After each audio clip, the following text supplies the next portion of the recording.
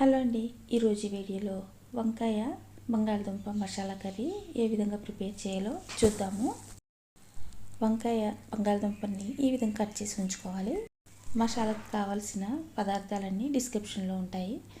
ముందుగా ఆయిల్ వేసుకుని హీట్ చేసుకుని జీలకర్ర, కరివేపాకు, ఎండుమిర్చి వేసి వేగిన తర్వాత రుబ్బి ఉంచుకున్న మసాలా, పసుపు, ఉప్పు, సరిపడినంతగా కారం వేసుకుని అవి బాగా వేయించుకుని పచ్చివాసన పోయే వరకు వేయించుకోవాలి. ఇప్పుడు బంగాళదుంప ముక్కలు కూడా వేసుకుని అవి కాస్త మగ్గే వరకు వేయించుకుని ఒకసారి మగ్గింది లేదో చూసుకుని ఇప్పుడు కట్ చేసి ఉంచుకున్న వంకాయ ముక్కలను కూడా వేసి అవి కూడా కాస్త మగ్గే వరకు మూత పెట్టి మగ్గించుకోవాలి. ఈ విధంగా వెజిటేబుల్స్ మొత్తం మగ్గిన తర్వాత ఒక చిన్న గ్లాస్తో వాటర్ని వేసుకుని మూత పెట్టి నీరు మొత్తం ఎగిరిపోయే వరకు ఉడికించుకోవాలి. లాస్ట్లో కొత్తిమీర చల్లి సర్వ్ చేసుకోవచ్చు.